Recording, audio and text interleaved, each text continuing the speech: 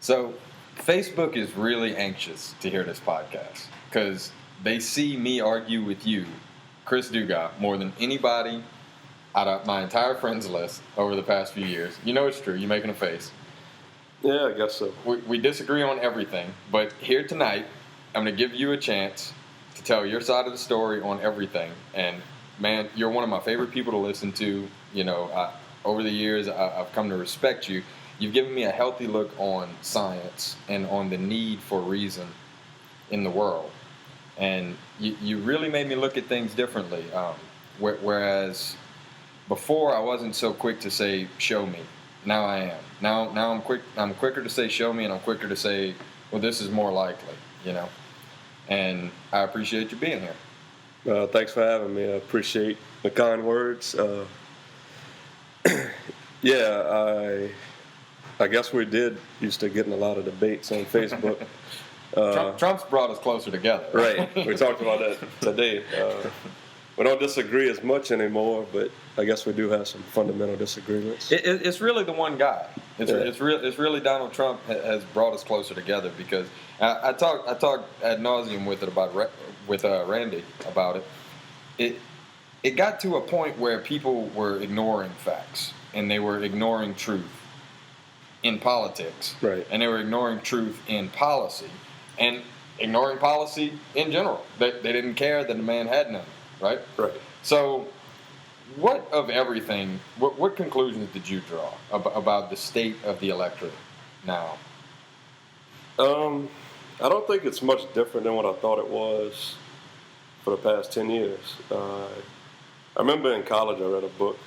I actually didn't finish it, but the idea stuck with me. It was called Idiot America, and it talked about how it was basically a whole book about this one Isaac Asimov quote about your ignorance is not as good as my knowledge. Like, people equate their ignorance and lack of knowledge to people who are knowledgeable about a subject, and they think their opinion is just as good when it's not.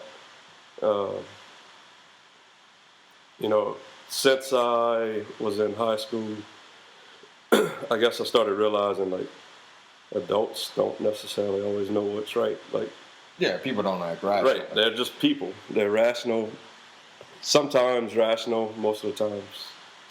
Well, I guess that's an overstatement. Sometimes they're rational, sometimes they aren't. And it makes you realize that, if we want to fix problems in the world, we got to work on it and have good, sound arguments. And not just that, you got to make people understand why sound arguments and reason and logic matter.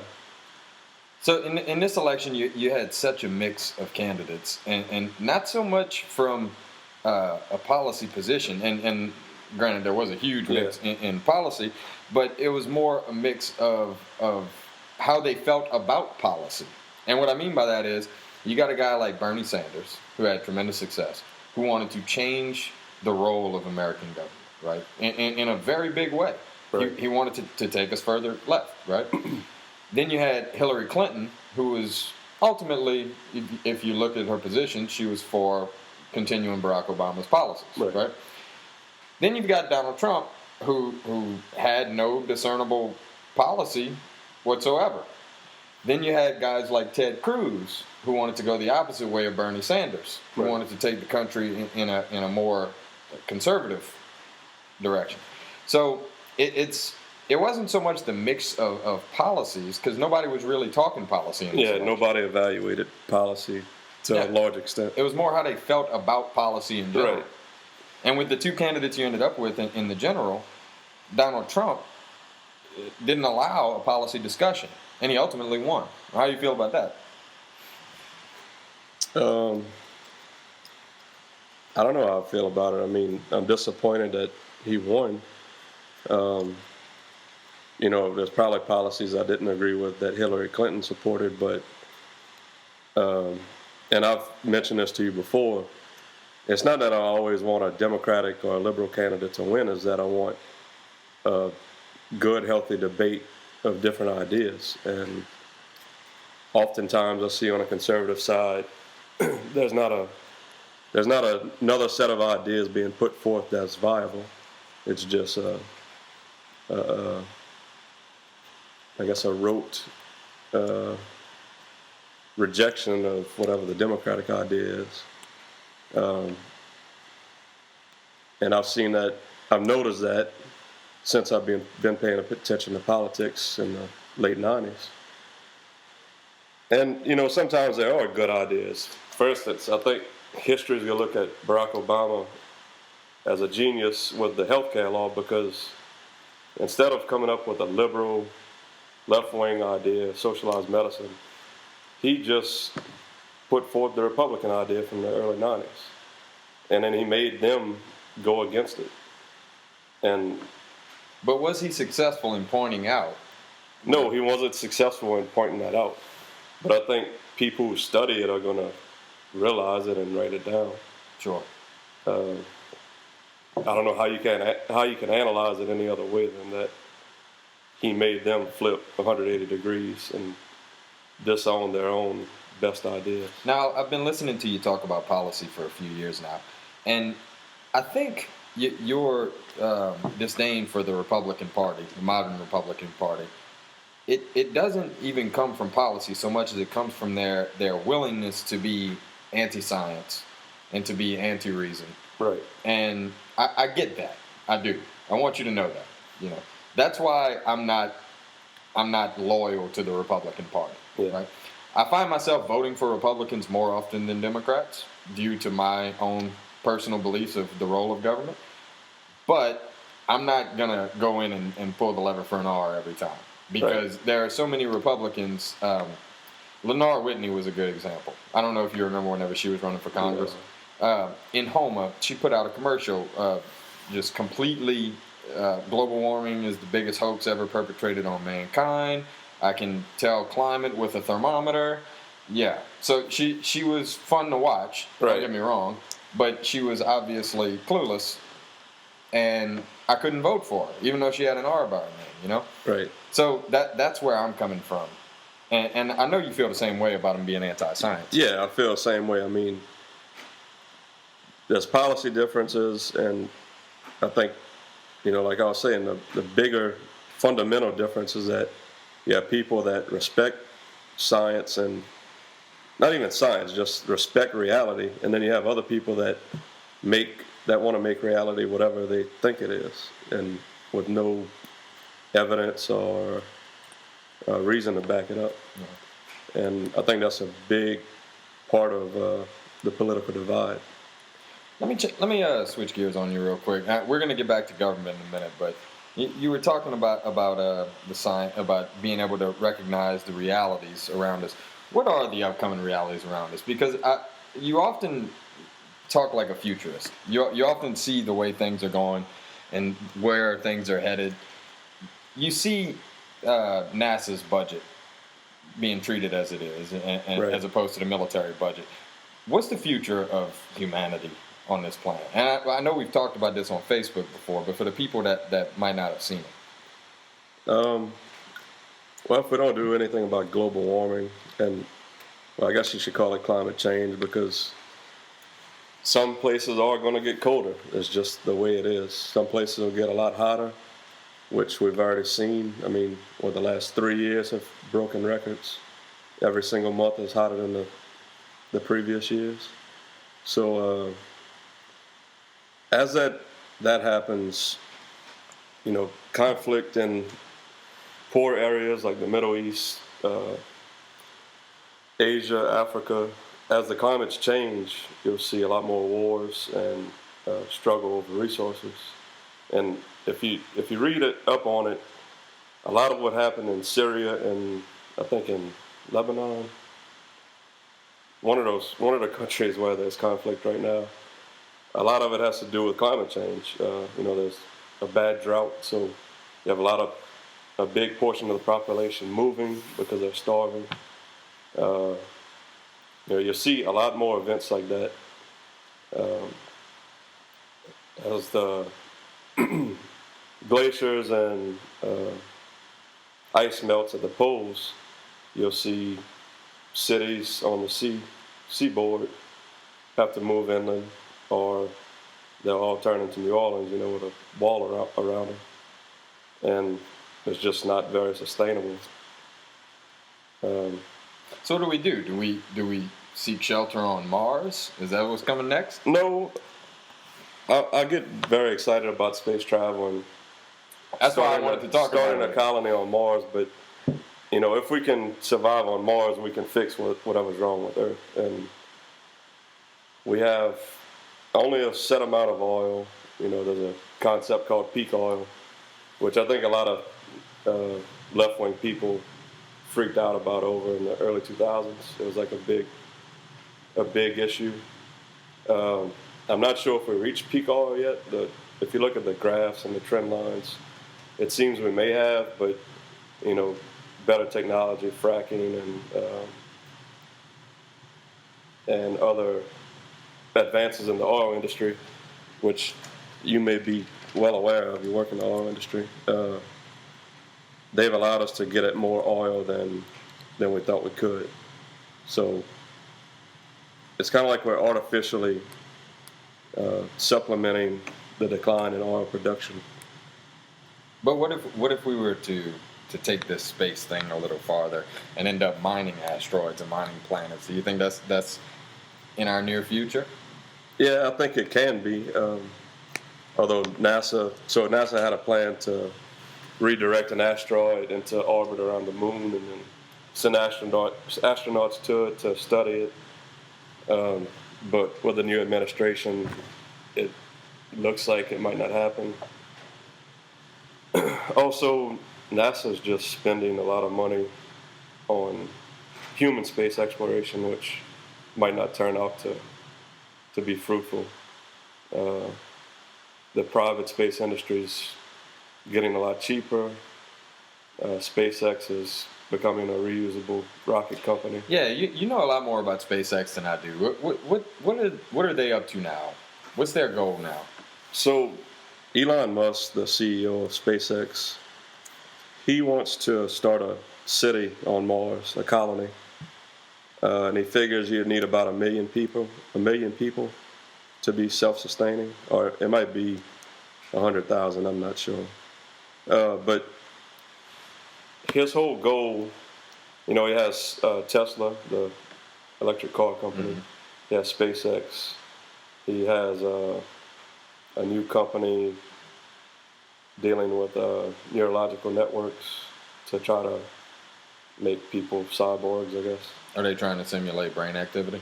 No, he's trying to mesh human brains with computers to be able to augment human intelligence and that's scary data stuff. Storing. Yeah. So, is that real? What's the ultimate goal for SpaceX? So, Elon Musk is the ultimate goal for Elon Musk is to build a city on Mars, to have a backup plan, right? Just like think about data storage. You got everything on one hard drive. You lose it, you lost all your data. Well, same thing with Earth's population. Everybody's on Earth. If a huge asteroid hits us, wipes out the whole planet, humanity doesn't survive. So if we have a civilization on Mars, we have a backup plan. We have humanity continue. So his whole goal is to raise enough money personally to fund this operation. How well funded is he? He's pretty well funded. I know he's personally a billionaire. Right. So he started out with not much money. He made one internet company, sold it for a couple $100,000, started another internet company back in the 90s. And he ended up making, I think, $180 billion. He sunk $10 million into Solar City, which was a solar panel company, which Tesla just bought out. He started Tesla and he started SpaceX. So with all that money, he just started 3 companies, and all 3 of those companies are worth over $1 billion. Wow. So Tesla bought out Solar City, and I think what they're trying to do is get car buyers to also get solar panels to charge their car with. So he wants to vertically integrate his system. Didn't Tesla also develop a battery that can replace the entire power grid, really? No, it can. Well, So- it can power a home, right? Right. So if everyone would get one, Yeah, but you need the energy from somewhere. yeah, you're right. So that's the whole deal about mining asteroids. You still need energy. You need an energy source. Yeah. So if we run out of oil tomorrow, I'll be okay because I got solar panels. I won't live like I live now, but humanity is going to be in a bind if we run out of oil or something else happens with our energy system. So personally, I think we should heavily invest in alternative energies, not just like supplementing new power generation, but disincentivizing old power generation. So, tax old, dirtier, like coal power plants. There's talk of a carbon tax, which will probably never happen, but realistically, heavy industry releases so much CO2 into the air. It's just, we've got to get a handle on it. We either got to sequester it or do something to reverse the trend. And I don't know, I'm not big on, I don't know all the numbers, but maybe we don't need to do something that drastic, but at least heavily push people to use alternative forms of energy like solar. And I think we need to do it now because we have abundant, cheap energy now with oil and the existing power generation we have. Do you think it's developed to a point where you can start disincentivizing old forms of energy? Yeah, I think so. I read a story a couple of days ago about in Germany, they're building the first offshore wind generating farm, and there's no subsidies at all. It's totally economical to do it at this stage. It's private industry. Right. And with solar panels, I got mine in, I think, 2011 or 2012, and the efficiency is like almost twice as much as what it was back then. So you can get a much more powerful system for less money. And as that price drops, I think it's already close to beating existing forms of energy. The problem is you pay in, the lifespan of those panels are 30 years. So you're paying 30 years worth of electric bills today. And a lot of people don't have that kind of disposable income to buy the panels now. Even though they won't have to pay for 30 years, pay an electric bill or a reduced electric bill, they just don't have the money available. Man, you do realize I work for an oil company, right? Yeah. Let's keep it down here, right? So, whatever happened to hydrogen cars? Are they still on the market? I don't know. I don't know if there are any on the market. So the problem with hydrogen is just an energy storage device, right? Just like oil. It's just a way to portably transport energy. So if you can make hydrogen cheaply, you can, without much more cost, make it into a stable form of energy. You can take some CO2 from a plant, combine it in a chemical reaction, and make methane, butane. You can keep going up the chain and you can make gasoline with it. So if you have a cheap way to make hydrogen, you might as well just make gas out of it, or some other normal fuel. The problem with hydrogen is you gotta compress it a lot to make it energy dense enough to carry it around. Right, so it's a gas, it's the lightest molecule. So you gotta really compress it to, 3,000, or it might be more than that. I'm just throwing a number out. You gotta compress it a whole lot to get enough energy into a compact space to run a vehicle off of it. So why do you think there were a lot of smart people who thought that it would be economical? I don't know. No telling, huh? Maybe they were betting on large numbers entering the market. Yeah, maybe so. And I guess material science, as it advanced, people thought that good ways to store it would become available. Yeah. So I hate to get away from the topic because I'm so fascinated in that, but I want to go back to space because you're one of the few people I can talk with about space. All right. So what were you going? So Elon's whole plan is to get to Mars to back up humanity. Yeah. So the way he wants to do it is it goes back to whenever he was not as rich, when he just sold his second internet company, which was called X or something like that. So he had $180 million. He wanted to get to Mars. He thought that was a goal for humanity to achieve. So he went to NASA's website. He was like, let's see when we're going to put boots on the ground on Mars. And he couldn't find it. He couldn't find a date. He couldn't find a timeline. Any plans on exactly how the U.S. was going to put people on Mars. So he said, well, what if I send a capsule to Mars with a seed in it and plant a seed in Martian dirt, scoop up some Martian dirt, put it in a little container, a little greenhouse, simulate an Earth atmosphere, and grow a plant on Mars, and just send back a picture and show the world that a plant can grow on Mars. He thought that would inspire people to increase the budget of NASA so that we could have more of these exploration missions faster. So he started trying to buy a rocket to do it, and he realized how expensive it would be.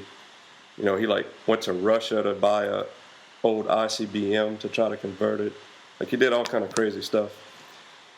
So on a plane ride home, supposedly, he said, well, I'll just start my own company.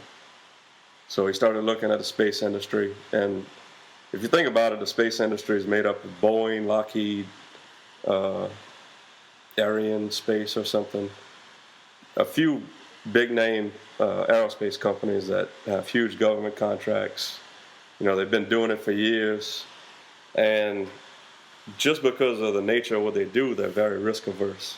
So they're not going to try anything new. The technology that most of those companies use was developed in the 70s and 80s. There's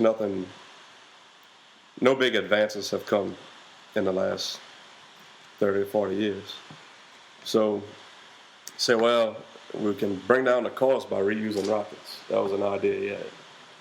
So he said if we reuse rockets, we can, because he started looking at the costs, and that's where the big cost comes from. If you think about back in the 30s and 40s, if we would have built an airplane, flew it once, and then threw it away, think about how wasteful that is. It would have never gone anywhere. Right. The technology would have never gone anywhere. A 787 is $500 million. Nobody could afford a seat. Right. So if instead you make a vehicle that can be reused over and over thousands of times, you can just pay for the fuel and a little maintenance, and you can do it. So that's his whole goal: make everything reusable. And they actually landed the rocket. Right. Did they launch it again? Right. So the last one they launched was the first one ever that was launched twice. Right.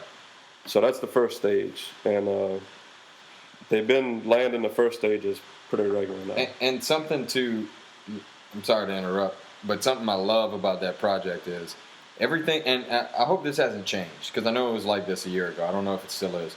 Everything they do is open to the public. Mm-hmm. They immediately post the results of everything. Right. They immediately post all their data for everyone to read. And anyone who listens to my podcast and anyone who talks to me knows how big I am on crowdsourcing, on getting information from a collection of people, from everyone, right. As many people as possible. 7 billion people if possible.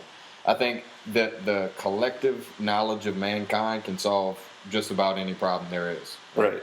And granted, that was a good segment of your podcast with Randy. Yeah. Granted, you get a lot of trolls and you get a lot of yahoos, but through it all, everyone's knowledge, something's going to shine through. If it is right, like Randy said, if it's knowable, somebody will know it.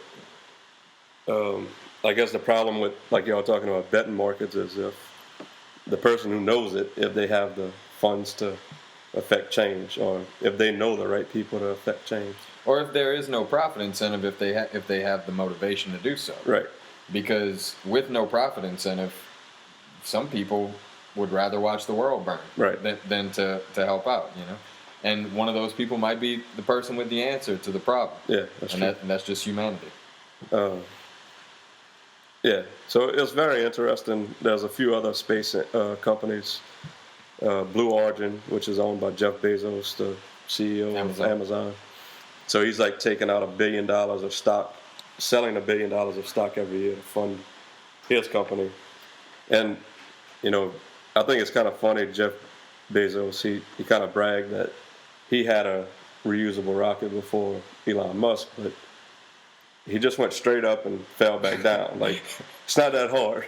Yeah, I had read the first time Musk landed the first time SpaceX landed the rocket. And I remember the video, and it was so iconic, the image of the engineers jumping up and down, and it was so great.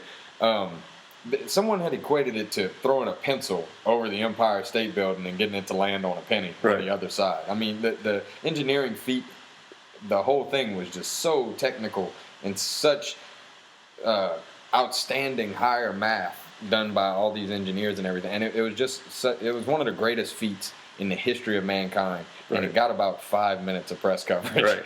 And it was really, really frustrating. And it was hard to watch watch it get such little coverage, and everything else is going a mile a minute. You know how the media is now. Right. He has big ambitions, you know. He wants to land a SpaceX capsule on Mars in 2018. And then every, I forgot what you call it, but every time the two planets align, which is like every 18 months or 24 months, not 18, 24 months, I think, he wants to send a shipment, an experiment or whatever. And then in like 2024 or something, he wants to have his new rocket ship ready, which is going to be like exponentially bigger. So the trip, and it's gonna send people there. The trip to Mars right now is a 6-month trip with current technology, right? Give or take. It depends. So it's you're talking about higher maths. It's like way over both of our heads. There's different gravity assists you can do, and you can get there if you have enough energy. You can get there quickly. I think some trips are as short as like three months. Okay. I thought once the planets got aligned, you're 6 months out. No, it's all kind of stuff with orbital mechanics, and it's a lot more involved than just a set. Have you taken any interest in that? Have you tried to tackle the math on that? No, not at all. Let them. Just put me on the rocket when it comes around. Right.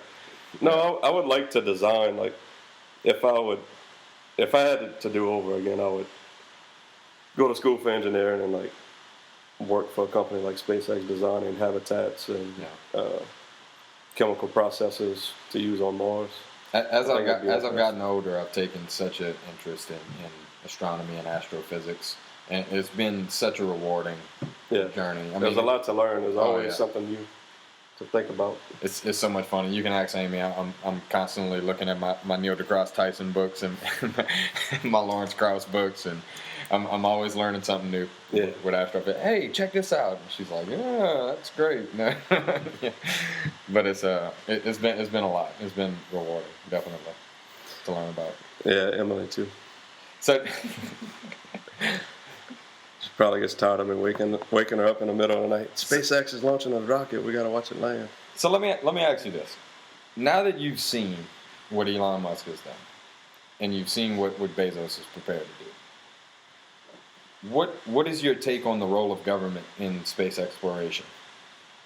Now that you see that private companies have accomplished more than what government can, even if it's because of the red tape, even if it's because of the political bickering, that's a part of it. It's what Randy calls a transaction cost. You have to be willing to accept that. It's because of public. It's because of the public. I mean, NASA can't take the risk that Elon Musk can. I mean, he's already admitted, people are going to die in the first few missions. It's not going to be a foolproof plan and endeavor. NASA can't take that risk. Like when the space shuttle blew up, you know, we were grounded for like the last time 2 years maybe, and in '86 we were grounded for 2 or 3 years also. So NASA just can't take that risk because there's government employees. I mean, it's not the military, it's civilian employees. The public just doesn't have the stomach to let people die on the government's watch like that. Now, government. So let's say the mission to Pluto, New Horizons. You remember when it flew by Pluto? When it was last year or year before? I think it was last year. It might have been year before. Anyway, you know, a private company is not going to do that. Right. A private company will never go that far out. They might go look at some asteroids to see if they can mine them, or go to the moon to see if they can set up a colony to mine resources there. But there's never going to be an economic function to force private industry to go out that far. So NASA is always going to have a role to do that. And then additionally, like just basic research. Sure, a company may eventually have enough resources, like SpaceX will eventually have enough resources and enough customers to support putting a space station in orbit and manning it full time and doing research there. But right now, it's just not at that point. It costs too much for anybody to do, except the government. So the government has to do the long-term research. Long-term things that a profit motive doesn't get you. You know? Yeah, and that makes sense. A public company, which I don't think SpaceX is publicly traded, but a publicly traded company, you know, they have a fiduciary responsibility to maximize profits quarter to quarter. I don't think it's ever going to be profitable to go do these basic research things. It's an interesting question of legal jurisdiction, of what happens whenever a company keeps sending employees off to die. Right. And I guess that must be a hell of a waiver system they have set up, huh? Yeah, I would imagine. You're probably not going to make it back. Probably not. In fact, some of the missions, if you think about it, some of the missions would probably be much more cost effective if it's a one-way trip. Oh, no doubt. So I'm wondering if that's a part of what he's pitching to employees. No, I don't think so. Immortality in the form. No, I don't think he's doing that. But I mean, he's definitely pitching. You're going to be famous no matter what happens. That's what I'm getting at. Yeah. You know? But I don't think he expects anybody to go on a You don't think so? You don't think he's Not ever? yet. You don't think he's ever made the pitch, even in private, to say? And I'm just asking your opinion on, I don't know. You don't think he's ever made the pitch in private, like, man, the only way we can do this mission, the only way we can do this is if it's a one-way trip. I wonder if anyone would want to do it. Possibly. I mean, yeah. Because they're already selling. I would say there's people that do want to do it. They're already selling the trip to the trip to Mars. Was it Mars or the Moon? He has 2 paying clients to go on a trip around the moon. Okay. I was talking about NASA was trying to find some people to take a one-way trip to Mars, to set up on Mars, right? NASA was? Yeah. I thought it was NASA. It was either NASA or one of the private. It must have been NASA. There's an organization called Mars One, and they say they'll get people on Mars by 2020 or something ridiculous. Well, again, you can if it's a one-way trip, right? Yeah, but yeah, I guess you can. There are people out there who will make that trip. There are people out there who will take the one-way trip to Mars, set up shop, and die on Mars. There are, but for humanity. It's gonna cost $1 billion. You have $1 billion. Are you gonna trust somebody who's going on a suicidal mission? Loopy enough to go on a suicidal mission? No, that's a good point. It's a really good point. Because what do? They get to Mars and they start just parading around. Right. Yeah. So I think they'll probably send an unmanned lander a few times, and then they have to. So the whole idea is to send a ISRU, in situ resource utilization unit, that'll take water from Mars' soil and carbon dioxide out of the air. It's like 90-something% carbon dioxide atmosphere. And they'll run it through a chemical process, make methane and oxygen. And that's what they'll burn to get back up into space. So they'll land on empty tanks, right, and then refill their tanks. So they'll probably send a unit to do all of that first, ahead of time, have filled up tanks. That way whenever the next crew get there, they have a spaceship ready to go. I don't know if that's the official plan, but that would be the smartest plan, I guess. Now, you're a farmer by blood, right? And you have an agriculture degree. What is it, agronomy? Agronomy. Okay. And what is that, the economy of agriculture? It's just plant and soil science. Okay, plant and soil science. Yeah. Well, perfect for my question. What do we need to grow plants on Mars? I don't know what the obstacles are. You're not sure? You sure about the Earth soil? I don't remember enough about soils, and I don't know much about soils. But are we far away from it? Is there? I don't think so. I think you just need a small amount of organic matter and some nitrogen to make fertilizer with, and you could. So we do need to form the atmosphere first. No, you can make a greenhouse. Okay. Pressurized. Yeah. Containment unit. And we can send all that on a big giant shuttle. Right. We don't necessarily need to have an atmosphere before we start growing everything. No. But the long-term goal would be to form the atmosphere. Not necessarily. So we'd all just wear spacesuits around the colony? No, you would have like domed structures. You'd live either in domed structures or. So what I think Elon Musk is doing is he's. A couple of months ago, he tweeted out, or it might have been a year ago, he tweeted out that he was tired of traffic. So he said, why don't we just dig tunnels everywhere? And then he's like, well, tunnel boring technology takes way too long. So he said, I'm going to start a company to bore tunnels. It's going to be called the Boring Company. So he actually started a company, and on, I think it's in Los Angeles at one of their facilities, he built a tunnel boring machine and started boring a tunnel. So I think his plan is to send one of those to Mars and start digging caverns and have people live underground. Now we know that's just a theory. Nobody said that's true or not. We know there was water on Mars, right? Still is. It still is in ice form. Or they didn't find liquid water underground, did they? No, but there's evidence that liquid water exists. They have like photos of, I guess you could call it like erosion, where some slopes got wet and you could see the soil flowing down and there's wet spots.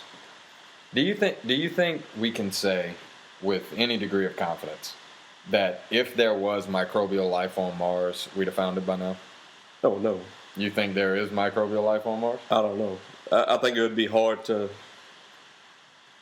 It'd be hard to bet against there being life on Mars, whether it originated on Mars or originated on Earth, and an asteroid impact knocked chunks into space, which ended up on Mars, which is a possibility. I mean, we find rocks all the time, meteorites from Mars, from the Moon, from other planets, and.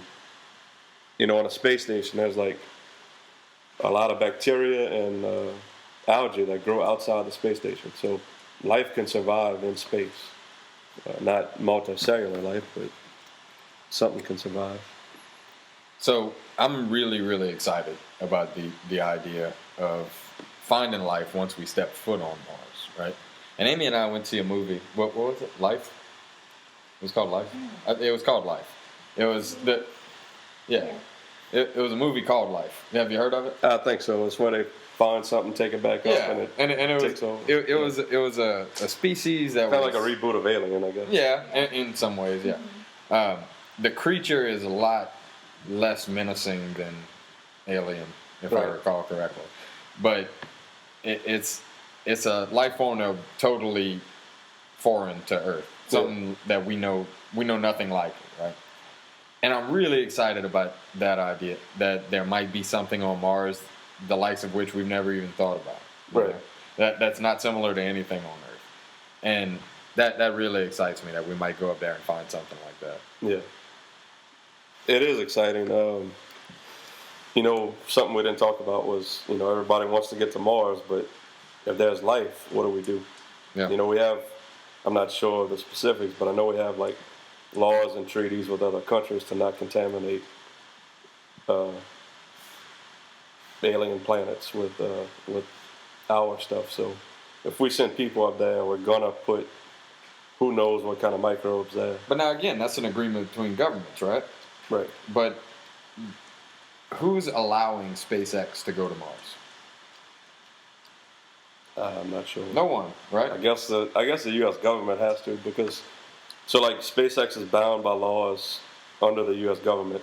Like they can't hire foreign workers, so they might have an expert rocket scientist that would solve all their issues with recovering rockets. But it seems like there would really be some loopholes there. It seems like you could say, oh, we're launching a rocket into space. We don't know where it's going to end up. And then, oops, we're on Mars, But by then, you're already past jurisdiction, so I don't know. Yeah, I'm not sure if there's anything. I'm not sure how it's going to work. I mean, I'm sure they know. Yeah. And maybe it's only with, like, rovers, because, they have to sterilize rovers that go to Mars and land in certain areas to not disturb any potential life. Well, look, you can rest assured if there's a way to regulate it, they'll figure it out. If there's a way to tax it, they'll figure that out too. So I don't think Elon Musk is all too worried, but yeah, I'm sure it's all figured out. He's got it pretty much figured out. Right? So back to the real quick, the role of government in space travel. Say we do find something, say SpaceX goes up and finds life on Mars, who then does that life belong to? Does it come back and get studied by whoever does SpaceX get to sell that life to whatever government? Do they get to sell that specimen? Don't know. I'm not the right person to talk to. Don't know. There's a lot of gray area there, man. Yeah. And it's stuff that people need to be talking about because this is in the near future. Yeah. We're gonna put a man on Mars in the next 10 years, and how exciting is that?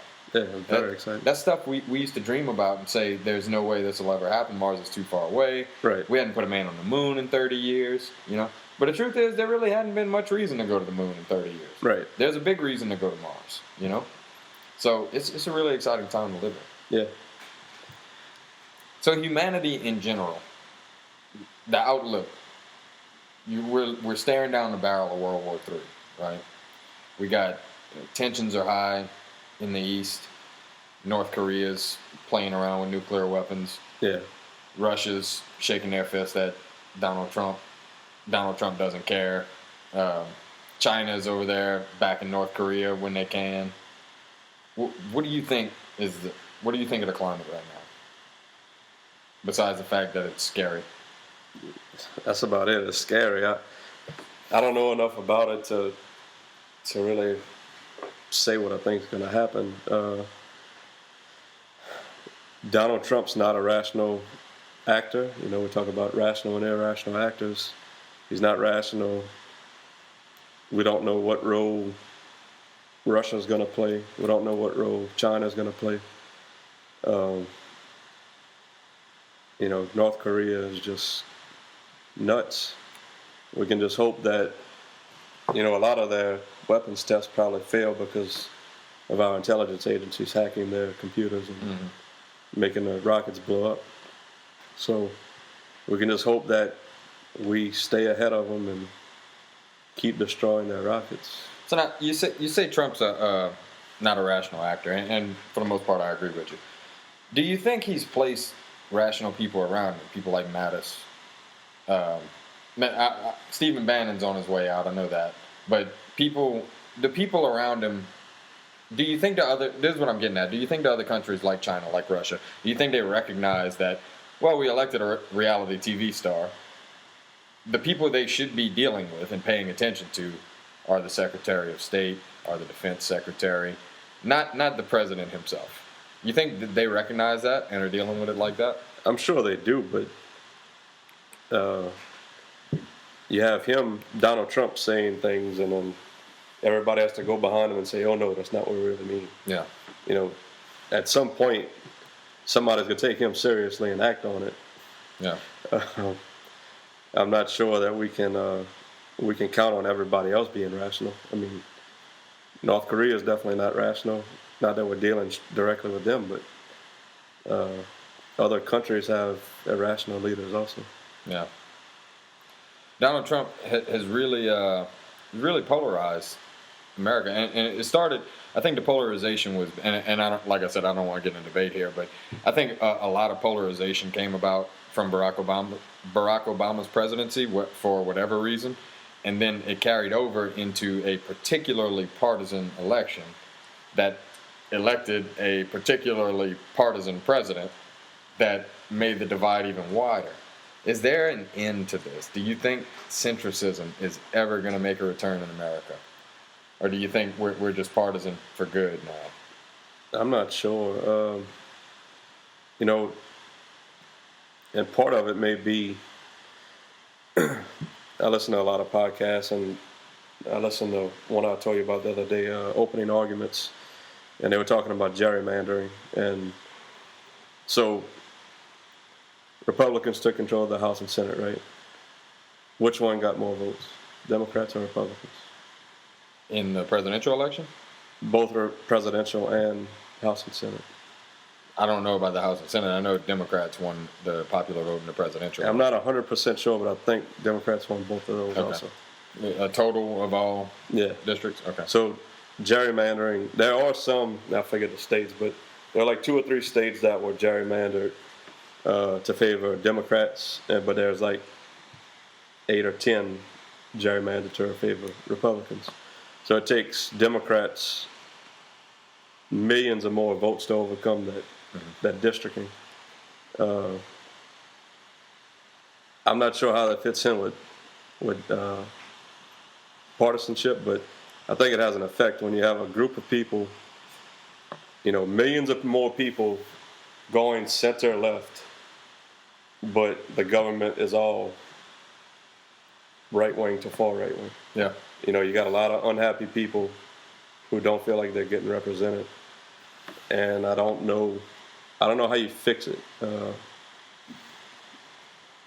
There are some court cases with gerrymandering which may help, but like the podcast I was listening to was talking about, what do the judges do?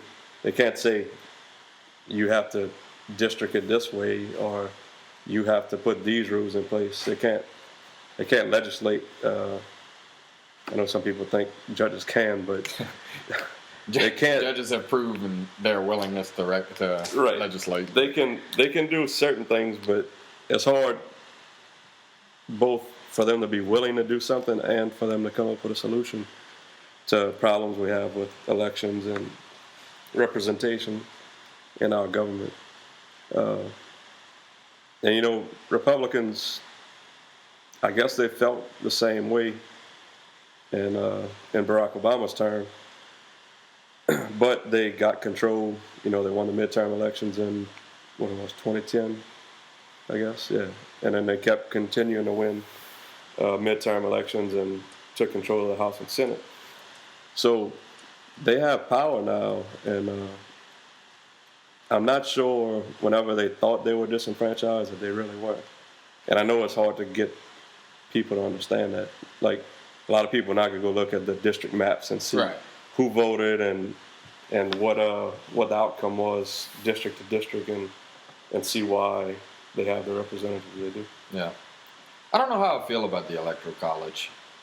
It's already happened twice in my lifetime. Not twice in my voting lifetime. I was 14 when Bush beat Gore.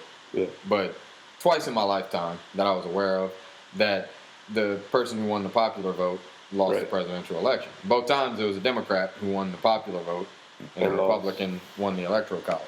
I don't know how I feel about it. I understand the reasons for the Electoral College. But yeah, I feel the same way. It's kind of confusing. You got, supposedly, from what I understand, the founders wanted them to be a vanguard against somebody like Donald Trump.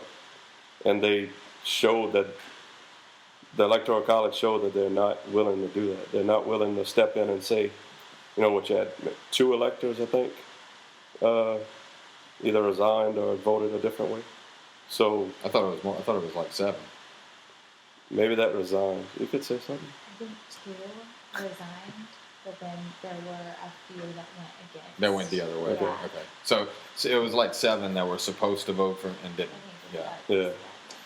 So I remember the number 206, 306 and 304. Like you're supposed to get 306 votes, and they got 304. I'm not sure, but it showed that they didn't do the job that it was designed for them to do. So I'm not sure if they're not going to do that.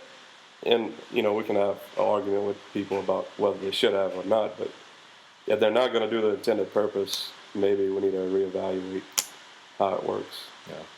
And then same thing with with the Senate.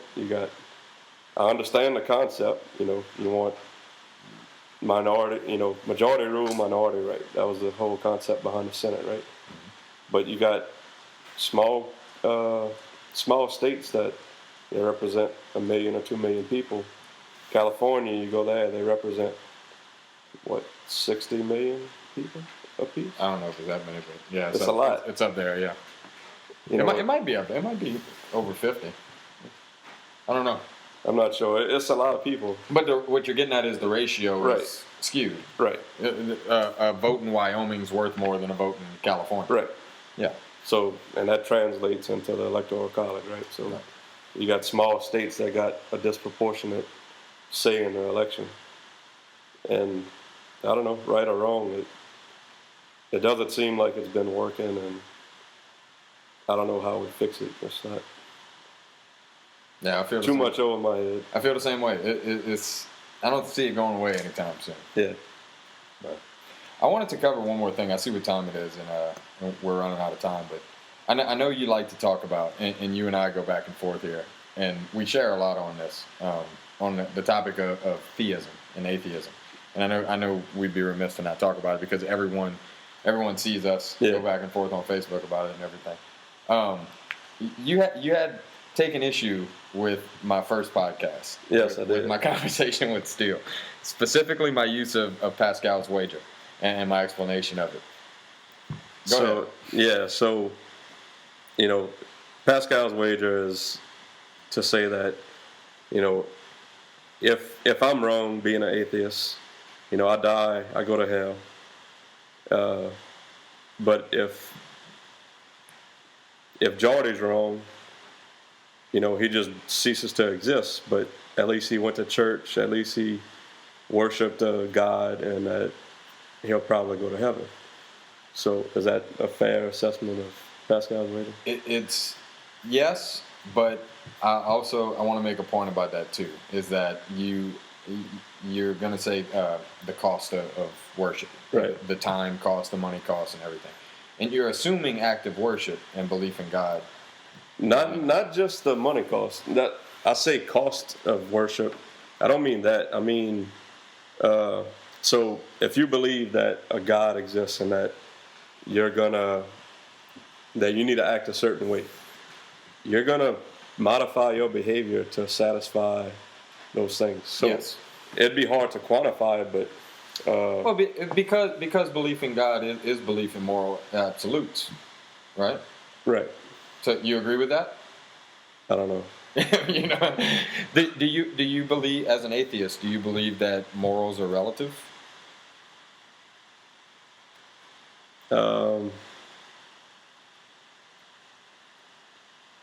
I'm not sure. That's not a subject that I really have thought much about, I guess. I mean, I know the arguments, I guess, but it's just not in my mind right now. I can't think That's of fine. it. No problem. But yeah, it modifies your behavior. So that's one point. It modifies your behavior if you believe that believing in God will give you some type of reward. So it might not be anything you think of, but let's say somebody's on their deathbed and you will have power of attorney. So you might make a choice which is against their wishes because you believe they're going to heaven or whatever. Right. Right. So there's choices that you make because you have this God belief. And also, I think it teaches people to believe or to be satisfied with non-answers. So Now that's something I agreed with you on. Instead of investigating when you don't know something, all right, well, God's going to take care of it. I'll pray about it. To me, that's, some people take comfort in it, but it doesn't give me any comfort. I want to either know the answer or do research to figure it out. And some questions don't have a good answer, and that's totally fine to say, I don't know, but I'll keep continuing to search for an answer. Another point of Pascal's wager atheists tend to disagree with is that you're assuming that your belief in God is what is required, and that the God you believe in is the correct one. So there's like 30,000 Christian denominations. So I'm sure you would, on top of the couple hundred other deities. Right, there are 3,000 or 4,000 other deities. So if you're wrong, if you didn't choose the exact right one, which, by the way, is just a happenstance of what time and what place you were born. In history. Who's to say you were born in the exact right place, the exact right time, and you might still go to hell, or whatever is the consequence of not believing in the right God. And I think that's the best argument, is that against Pascal's wager is you don't know, and that nobody knows, right? No, it's not a knowable question, as far as we know. And if you're wrong, the Pascal's wager thing didn't help you at all. Yeah. I just see it, the way I look at it, the hypothetical scenario you put forth, I can't think of many other instances where there's a cost of simply believing. There's a cost of worshiping, I understand that. But as far as simply believing, as far as being sure, I know people who are sure, who are completely sure that God exists. And I don't fault them for it, and I don't find anything wrong with that at all.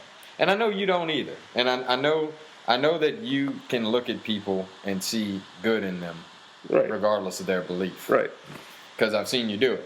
Right. So, I mean, if it's not harming anybody, I don't like it. I want them to look more into it and think about it more. But I can't fault them for something that they believe. I mean, yeah, I have beliefs that I can't change. I mean, I can look more into it and try to learn more, but I remember the post you had about determinism. I mean, can we change our beliefs? Can you just change your belief like that? If you believe in determinism, then no. No, I mean, you can't. But even if you don't, can you just flip a switch and say, I don't believe this anymore? No. You have to be convinced of it to change your mind, right? You have to get some kind of new information. You have to process it, and your mind is going to change on its own. Right? Yeah. So, and I think there's a difference. You could, in theory, be proven that there is a God. Right. Right? And someone who believes could not be proven that there is not one. Some people. It's unfalsifiable, right? Yeah. And that makes it really difficult, I'm assuming, for you to argue with theists. It is. But back to, I thought about this, back to the cost. You said other than worship, the cost of belief. So let's say someone believes, and it's somebody we both know, and we can talk about it after. Okay. Someone believes that the God of the Bible is real. Mm-hmm. So they don't necessarily have to go to church to believe that the Bible is real, right? So that belief, if part of that belief is that they need to follow the Scripture, that has consequences, that has costs. So like,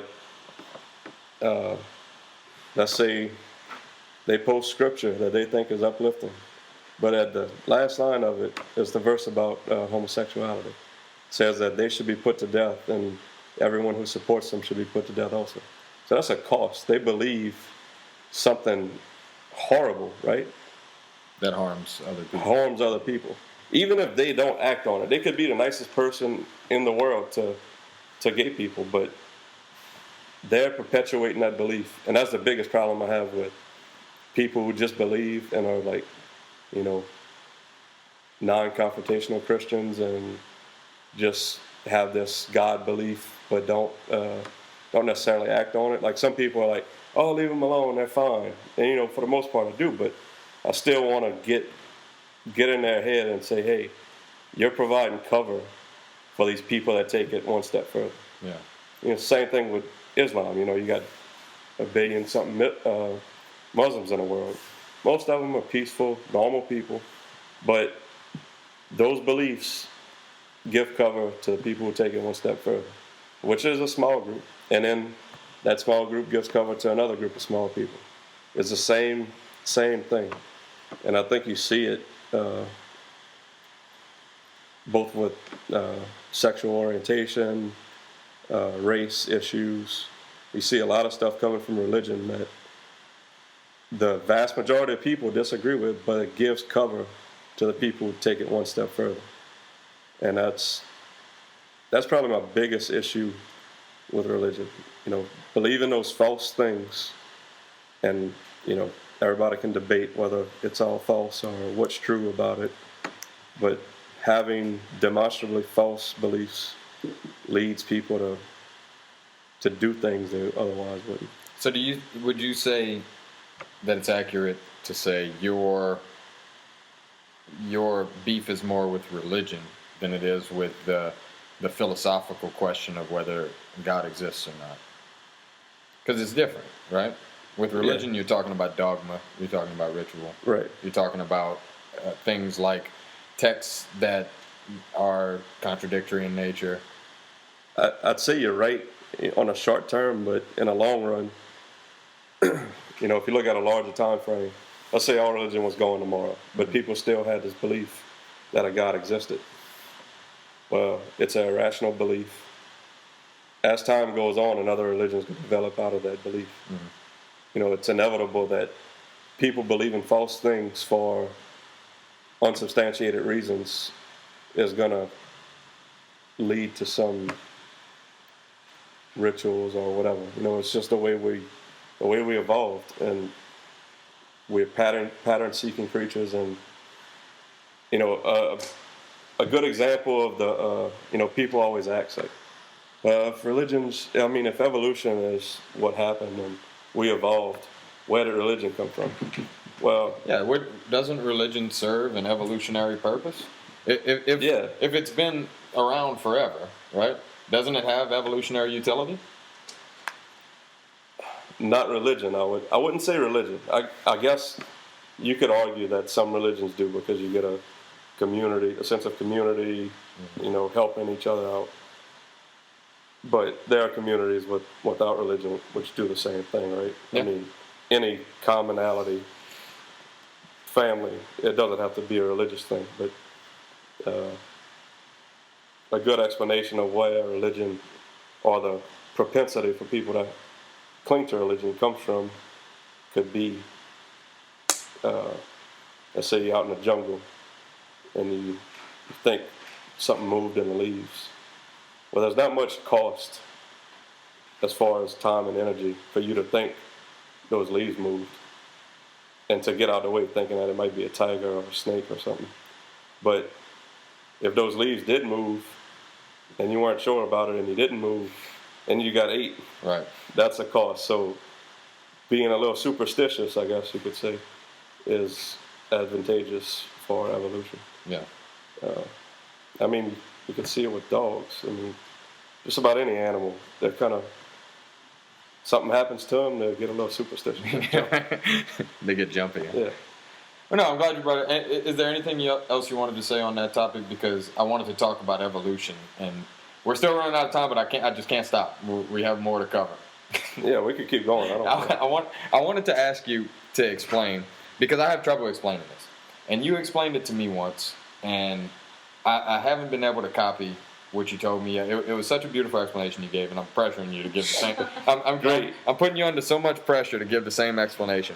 But it's a question that people often ask me, and I can't ever remember how to answer it exactly. Well, what's the question? The question is, if evolution is real, then why are monkeys still on Earth and why are fish still on Earth? Oh, that's easy. It's a basic understanding, but I can't ever explain it right to people who ask me. So if you can please. Okay, you're alive. Yes. You have a brother. Is he alive? Yes. Why is he alive? Because he hasn't died yet. No, but okay, you came from your father. Yes. Your brother came from your father. Right. It's two different lines. So it's called speciation, if you want to look it up. There are a bunch of different types of speciation, which Emily would probably know more than I would. But so let's say we live on an island and we're looking at lizards, because that's one of the most famous examples I can remember. At one end of the island, there was one lizard had babies. They both went in two different directions. One of them started evolving to eat the insects on the west side of the island, and the other started evolving to eat the insects and avoid the predators on the east side of the island.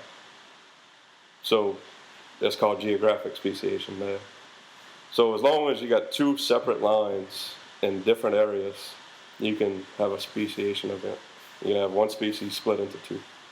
So, and there's other ways it can happen. I'm not too familiar with it all anymore, but. And the distinguishing thing that makes them separate species is that they can no longer meet. They're no longer compatible to breed with each other. Yeah. Right. So I don't remember what lizards or what island it was on, but it was an island with a mountain in the middle, and all around the island there was like 7 different species of lizards. And the ones next to each other could breed with each other, back all the way around the island, but they couldn't breed with the one 2 or 3 away from it. Across, yeah. Right. So they came from the same species. They were different species at this point, but they all had a common ancestor. So common ancestry is why we still have monkeys and fish and everything else. So the further you go back up the chain or back in time, you get more of the common ancestors. So monkeys, we didn't come from monkeys. That's a common misconception. A lot of people ask that question, why they still got monkeys? Well, we didn't come from monkeys, but even if we did, we both had a common ancestor, and at some point those two family trees, if you will, split, and we evolved one way and they evolved another. So it would be possible for, and not saying that this is the case, but it would be possible for that common ancestor to still be there. Right. In another area or another. Right. So in wherever they didn't need the evolutionary advantage, they could stay the way they were. They could stay just how they were. It just so happens that the common ancestor between us and monkeys didn't stay around. We evolved into different lines, but it would be possible for there to be the original species staying basically the same and another species branching off. There you go. That's simple. I have so much trouble explaining that to people, and they would ask me. I'd say, "Man, it's not that it's over my head. I understood it when I was told, but I just can't put it as well as Chris can." So yeah, it's not. There's a lot to evolution to learn and a lot to know, but that's one of the easier questions to answer. And there are people who completely think they have evolution debunked. And you can see it's crazy. You can really see it every day. Yeah. And it's a really easy concept to understand. Just the way you explained that to me just now, it makes perfect sense. It makes total sense. Yeah, and at one point, back in the mid 1900s to before, there were still questions. It was before we discovered DNA. So we had Mandel taught us how genetics worked, but we didn't know the mechanism through which it worked, and we didn't have a full, complete fossil record. We still don't. I mean, obviously we always go find new fossils in different areas, but I think the strongest evidence for evolution is that you have different disciplines, right? You have evolutionary biology. You have people who study embryology. You have taxonomists. You have geneticists. All of those branches of science. You have archaeologists also. All those branches of science come up with the same conclusion independently. You have the fossil record shows one species to the next, and basically unbroken chain of our evolution from single-celled organisms to more complex ones, and you can see where different species split. And speaking of fossils, people say, well, there's that missing link. I was about to ask you about that. So missing link is a nonsense thing. It's like there's no one set of parents that had a child that was a different species. It was a gradual thing over thousands or millions of years, depending on what it was. Mm-hmm. So every mutation and change along the way, it didn't change one species overnight with one birth. I think one definition of evolution is the change in the genetic frequency of alleles over time in a population. So that in a population part is important. It's not one animal or one plant that had a mutation and they form a new species. Mm-hmm. It's a gradual change over an entire population of whatever it is we're looking at. Plants, animals, bacteria. All right. Well, we are about out of time. Chris, it's been so much fun. So good to see you again. It's been years since I've seen you. We have to do this again. Yeah, definitely. I'll see you soon. Appreciate it. All right.